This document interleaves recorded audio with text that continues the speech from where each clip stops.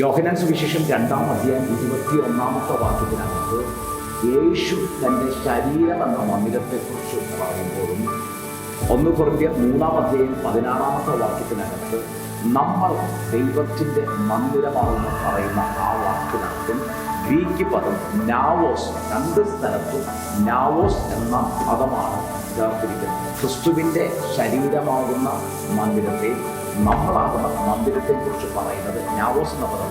നാവോസ് എന്ന പദത്തിൻ്റെ അർത്ഥം ക്രിസ്തുവിൽ വിശുദ്ധന്മാരെല്ലാം ഒന്നിച്ചു ചേർന്ന് നിൽക്കുന്ന ആലയം, സ്പിരിച്വൽ ടെമ്പിൾ എന്നാണ് ആ പദത്തിൻ്റെ അർത്ഥം.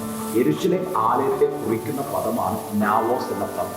അപ്പോൾ ഈ പദത്തിൻ്റെ അർത്ഥം നമ്മൾ ക്രിസ്തുവിൽ ഒന്നായി, ക്രിസ്തുവിനോട് ചേർന്ന് ദൈവത്തിൻ്റെ ആലയമായിരിക്കുന്നു എന്നാണ് ആ പദത്തിൻ്റെ അർത്ഥം പറയുന്നത്.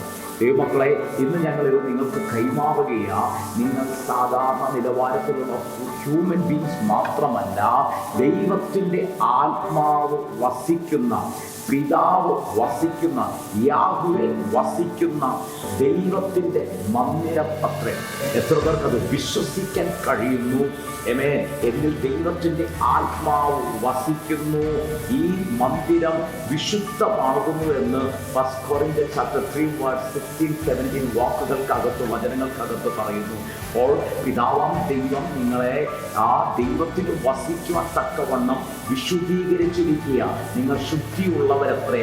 അതുകൊണ്ട് ഒരു പാപത്തിൻ്റെ വഴിയിലും നിങ്ങൾ പോകാതെ വിശുദ്ധിയോടെ ജീവിക്കാൻ തുടങ്ങിയാൽ യാഹ്വേയുടെ മഹത്വം നിങ്ങളാകുന്ന ആ മന്ദിരത്തിൽ മഹത്വത്തോടെ അത് വെളിപ്പെടുവാൻ തുടങ്ങും.